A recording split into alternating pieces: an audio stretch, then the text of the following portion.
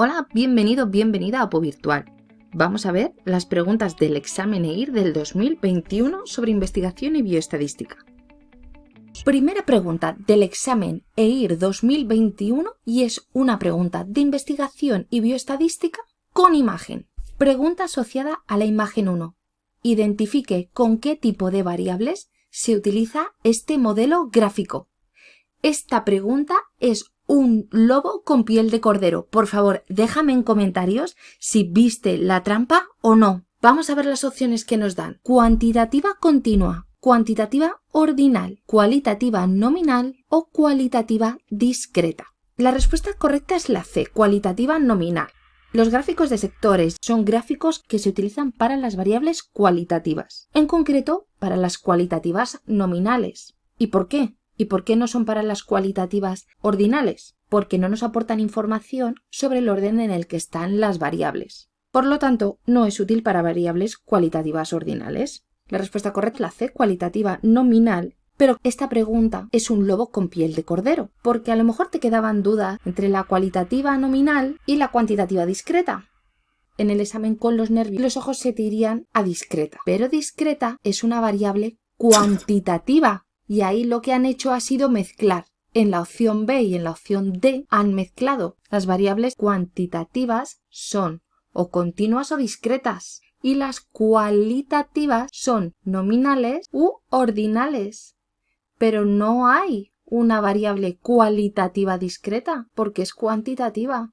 Ni hay una variable cuantitativa ordinal porque sería cualitativa ordinal. Déjame en comentarios si viste esta trampa en la que disfrazaron esta pregunta de lobo con piel de cordero. Espero que lo vieseis y que la hayáis acertado. En el EIR del 2020 cayó una pregunta sobre variables. Te dejaré el vídeo en la cajita de información para que vayas a verlo después. Los tipos de representaciones dan pie a que puedan aparecer, como hará en la sección de imágenes. Generalmente no suelen ser preguntas complicadas y no tienen un enunciado, un texto tan extenso como puedan tenerlo otras preguntas de EIR. Pero a veces, aunque el texto sea corto y nos la pinten de facilita, nos pueden colar el gol por toda la escuadra. Siguiente pregunta. Preguntan por la fase metodológica del proceso de la investigación. La fase metodológica del proceso de la investigación no incluye A. Población de estudio, B. Selección de variables, C. Elección de diseño de investigación o de planteamiento de objetivos. La respuesta correcta es la D. Subrayamos lo primero las palabras clave. La fase metodológica y nos preguntan por la que no incluye, o sea que va a haber 3 opciones que sí que estén incluidas y una que no. El proceso de investigación es muy preguntado y también cayó el año pasado. Tiene 5 fases, como vemos, conceptual, plan y diseño o material y métodos o metodológica, la fase empírica, analítica y la de difusión. Las más preguntadas son las 2 primeras, la conceptual y la metodológica. La fase conceptual creo que cayó el año pasado y este año han preguntado por la fase metodológica. ¿Y por qué suelen preguntar por esas 2 fases? Pues porque son las más importantes de todo el proceso. Como vemos, la población de estudio, la selección de variables y el diseño de la investigación sí están incluidas en la fase metodológica. ¿Y el planteamiento de objetivos no? No. El planteamiento de objetivos es con lo que se termina la fase conceptual. Formulamos nuestra hipótesis y con ella ligado el planteamiento de objetivos, consecuencia de esa hipótesis que nos hemos planteado. En la fase conceptual nos hacemos nuestra pregunta de investigación, realizamos una búsqueda bibliográfica, hacemos una revisión y una lectura crítica de todo lo que hemos encontrado. Formulamos el marco teórico, ¿no? Hacemos nuestra justificación, qué es lo que hay hecho, por qué es por lo que consideramos nosotros que es interesante hacer el trabajo, por qué queremos hacerlo y qué es lo que queremos aportar. Y finalizamos con el planteamiento de nuestra hipótesis y consecuencia de esa hipótesis que nos hemos planteado van a ir unos objetivos. Por lo tanto, los objetivos son los que cerrarían esa fase conceptual. En la fase metodológica definimos bien qué es lo que hemos hecho, cómo lo hemos hecho, para que si otra persona tiene que repetir el estudio, que pueda ir siguiendo los pasos que hemos hecho. Explicamos qué diseño de investigación es el que hemos elegido, la población, las variables, los criterios de inclusión, los criterios de exclusión, qué hemos medido, con qué, cómo, cuándo, dejando todo bien detallado. En la fase empírica recogemos los datos y los preparamos para el análisis. En la 4 lo analizaríamos, los interpretaríamos. Y en la 5 sería la comunicación y aplicación. Aunque creo que también hemos visto alguna pregunta en el canal que hablaban sobre la fase empírica, habitualmente cuando preguntan por el proceso de investigación, las preguntas suelen ir por la primera y la segunda fase, la fase conceptual y la fase metodológica. Y no podían faltar nuestras preguntas sobre tipos de estudios. ¿Cuál de los siguientes tipos de estudios es de tipo analítico no observacional? Y las opciones que nos dan son estudios de prevalencia, estudios de concordancia, casos y controles o ensayos de campo. Subrayamos bien las palabras clave para no confundirnos. Analíticos no observacionales. Los tipos de estudios los podemos clasificar en descriptivos, donde encontraríamos los estudios de prevalencia y los estudios de concordancia, esas dos opciones ya tachadas, y los analíticos. Los analíticos, a su vez, se dividen en observacionales y experimentales. Dentro de observacionales tendríamos los estudios casos control y los estudios de cohortes. Por lo tanto, la opción D también tachada, que nos quedaría los estudios experimentales. Dentro de las opciones que nos dan, la única que queda son ensayos de campo. Esta es una pregunta de las habituales y no era excesivamente rebuscada. En la comparación de una variable cualitativa de dos categorías y otra de tipo cuantitativa, en la que se conoce una distribución normal, la prueba a utilizar será A chi cuadrado, B ANOVA, C t de student o D correlación de Pearson. La respuesta correcta es C, t de student. Subrayamos las palabras clave, nos están preguntando por una cualitativa de dos categorías, una cualitativa dicotómica y otra cuantitativa con una distribución normal sería t de student. Si fuese una cualitativa de tres categorías o más con una cuantitativa sería ANOVA, chi cuadrado sería cualitativa por cualitativa y correlación de Pearson es cuando estudia dos variables cuantitativas. Así que respuesta correcta, C, t de student. Siguiente pregunta. La Asociación Americana de Diabetes en 1997 y la Organización Mundial de la Salud en 1998 aprobaron nuevos criterios para el diagnóstico de la diabetes mellitus. Se recomendó el descenso del valor de glucemia basal de 140 mg decilitro a 126 mg decilitro para diagnosticar a una persona de diabetes. Este cambio de criterio consigue A. Incrementar la sensibilidad de la prueba. B. Incrementar la especificidad de la prueba. C. Disminuir los falsos positivos de la prueba. O D. Incrementar la fiabilidad de la prueba. Nos están preguntando por los conceptos de sensibilidad y especificidad. En este examen eran dos preguntas que iban en tándem. En algunas convocatorias han puesto preguntas que se podían resolver gracias a alguna pregunta previa, ya sea porque diesen la definición en el enunciado o por el modo en el que estuviese planteada la pregunta, daban la pista para resolver la siguiente pregunta. Y vamos a ver un poco de técnica de tipo test. Empezamos viéndola en esta pregunta y terminamos de ver la técnica de tipo test en la siguiente pregunta.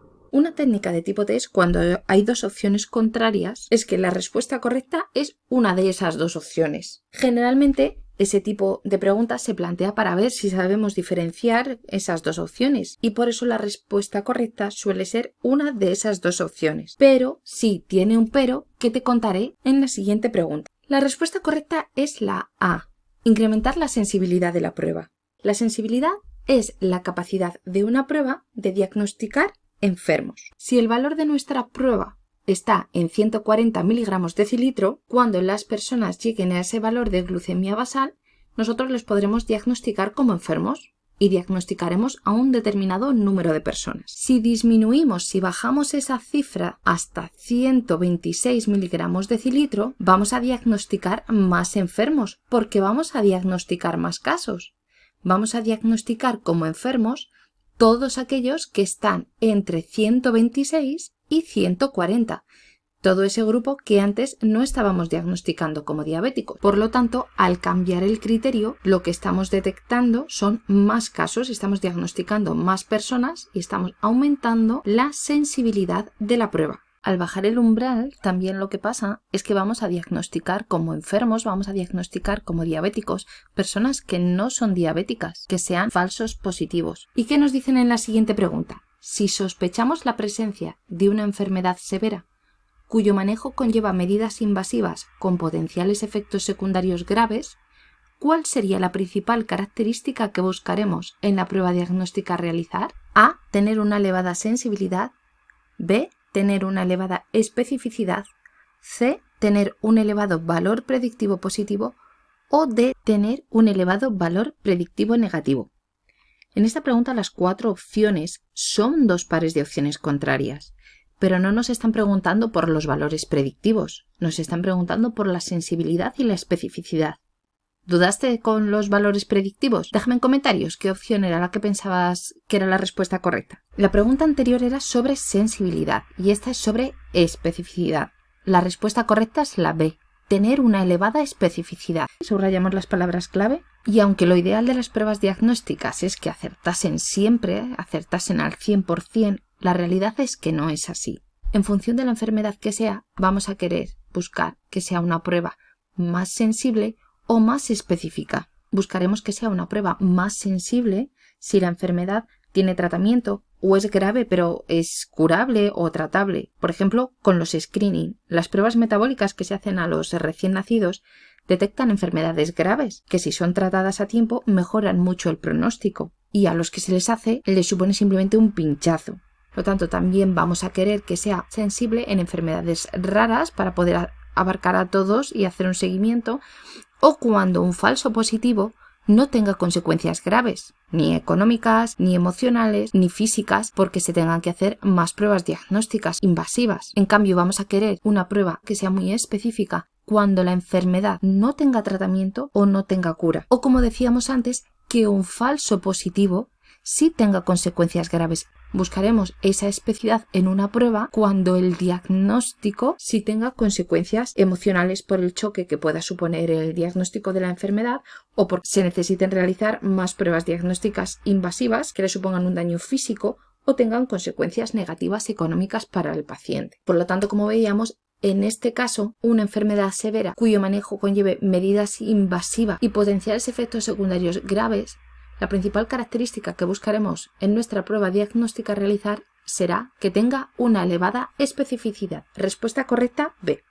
¿Y qué te quería añadir de la técnica de tipo test? Pues que las técnicas de tipo test ayudan mucho, pero que no siempre se pueden aplicar en todos los casos y que a veces se necesita tener algo de conocimientos para poder descartar algunas opciones, como era en este caso poder descartar el pack de opciones que eran los valores predictivos. Atendiendo a la siguiente pregunta clínica estructurada, los niños de madres que consumieron cocaína durante el embarazo y que comienzan su escolarización, ¿se deben considerar susceptibles de mayor riesgo de problemas de aprendizaje?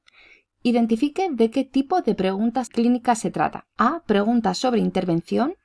B. Preguntas sobre etiología. C. Preguntas sobre pronóstico.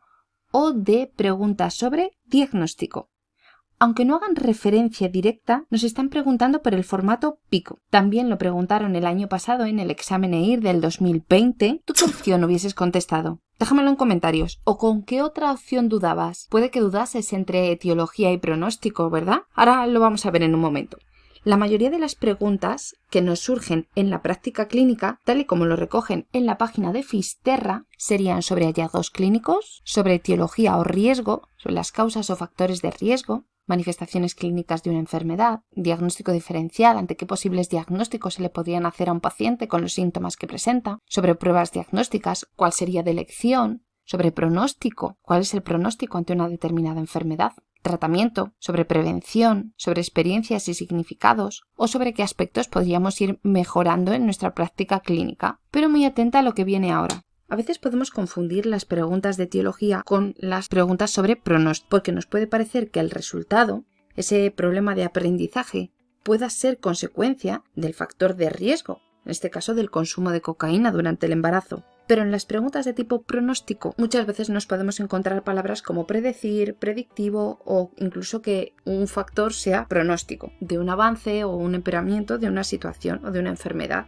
Pero la respuesta correcta es etiología. Lo que están estudiando es la relación entre una exposición a un factor de riesgo, la exposición al consumo de cocaína durante el embarazo y la posible aparición de enfermedades o problemas, en este caso ese riesgo de problemas de aprendizaje, tal y como viene en el ejemplo de la tabla de guía salud. En esta tabla podemos encontrar distintos ejemplos sobre distintos tipos de preguntas, sobre intervención, sobre diagnóstico, pronóstico, etiología. Seguramente así no la ves bien, así que la vamos a ver ahora en detalle, pero aprovecha y suscríbete para no perderte ningún vídeo como este. porque puede que esté la pregunta que te dé tu próxima plaza en el EIR o en la oposición. Vamos a ver más en detalle esa parte de la tabla donde nos ponen el ejemplo sobre etiología y vemos que el ejemplo es exactamente el mismo por el que nos están preguntando en esta pregunta de EIR. Y te dejo con la tabla completa de Guía Salud y otra de Fisterra por si acaso la próxima pregunta del examen EIR o de la oposición está entre otro de estos ejemplos. Y vamos con la siguiente pregunta.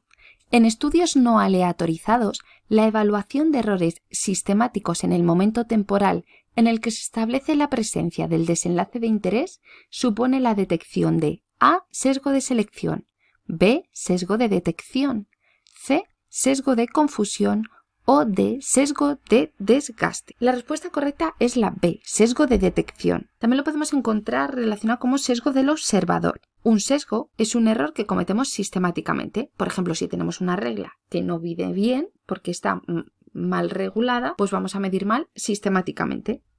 El sesgo de detección es aquel que se produce en el momento en el que se detecta el evento que se está observando. Por ejemplo, puede ser porque el observador esté más interesado en un grupo determinado y se sobrediagnostique o se clasifique más en un grupo que en otro. Por ejemplo, un observador que se le ha puesto la vacuna de AstraZeneca y observa posibles efectos secundarios en dos grupos, uno vacunado con AstraZeneca y otro no.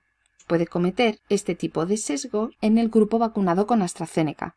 Se clasifica de forma desigual y una manera de intentar evitarlo sería mediante los cegamientos. En el sesgo de selección, la muestra no sería representativa de la población total y el sesgo de desgaste se debe a diferencias sistemáticas entre grupos. Los grupos son sistemáticamente desiguales, ya sea porque haya habido abandonos voluntarios o involuntarios. Y el sesgo de confusión es un factor relacionado con ese factor de exposición inicial que puede estar relacionado con el desarrollo de una enfermedad, pero no la explique. Por ejemplo, seguramente hayas visto este ejemplo, pues se usa por activa y por pasiva. El fumar con los dedos amarillentos y el cáncer de pulmón. Fumar puede hacer que tengamos los dedos amarillos, pero el tener los dedos amarillos no es un paso intermedio para desarrollar cáncer de pulmón. El tener los dedos amarillos sería un sesgo de confusión. Está relacionado con ese factor de exposición, con fumar, pero no explica que se desarrolle un cáncer de pulmón. No es un paso intermedio.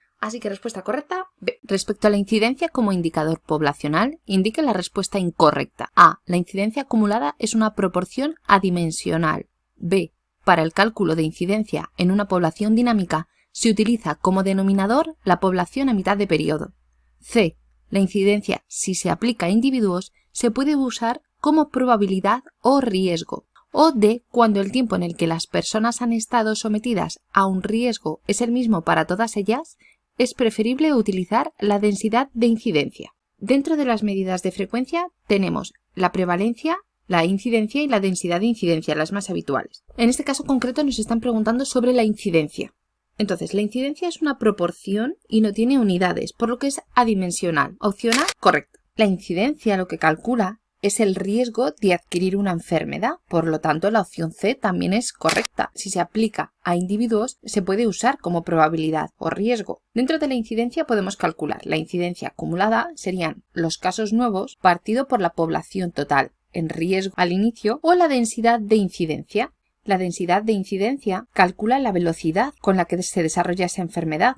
También la podemos encontrar como tasa, porque en su fórmula en el denominador lleva el concepto tiempo. Hay dos maneras de calcular la densidad de incidencia. Si la población es estable en el tiempo, no cambia el número de individuos, entonces el denominador será las personas al inicio por el tiempo de seguimiento. Por ejemplo, si se siguen a los trabajadores de una hospitalización durante un tiempo, durante un año, y aparecen 20 casos nuevos, serían 20 casos, imaginemos que hay 50 personas en esa hospitalización, por un año de seguimiento, pues la densidad de incidencia sería 0,4. Cuando la población es dinámica, el denominador es el tamaño medio de la población, generalmente de la población a mitad de periodo, multiplicado por el tiempo de seguimiento. Así que la opción B también es correcta y como nos están pidiendo la incorrecta sería la D. Cuando el tiempo en el que las personas han estado sometidas a un riesgo es el mismo para todas ellas, es preferible utilizar la densidad de incidencia, es incorrecta. Cuando el tiempo de seguimiento es el mismo para todas ellas, es preferible utilizar la incidencia acumulada. Siguiente pregunta.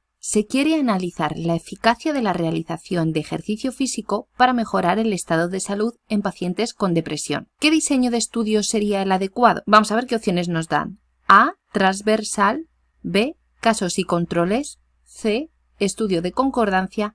O D. Ensayo clínico aleatorizado. Lo que queremos analizar es la eficacia. Entonces, en función de la pregunta de investigación que tengamos, elegiremos un diseño de investigación u otro. En este estudio queremos ver la eficacia. Los estudios transversales serán para preguntas de investigación sobre validez de pruebas diagnósticas, concordancia o de prevalencia de un evento. Los estudios de casos y controles se utilizan cuando nuestra pregunta es sobre la etiología y los ensayos clínicos aleatorizados se utilizan cuando queremos ver la eficacia de un tratamiento o una intervención. Quizá hayas dudado con los estudios de concordancia, pero como hemos visto en otros vídeos son transversales y con los estudios transversales se pueden generar hipótesis, pero no son analíticos ni podemos confirmar que exista realmente una relación causa-efecto, así que no podríamos analizar la eficacia. Por lo tanto, opción correcta D, ensayo clínico aleatorizado. Y vamos con esta pregunta en la que hubo un cambio de opción de respuesta. La población definida por la pregunta de investigación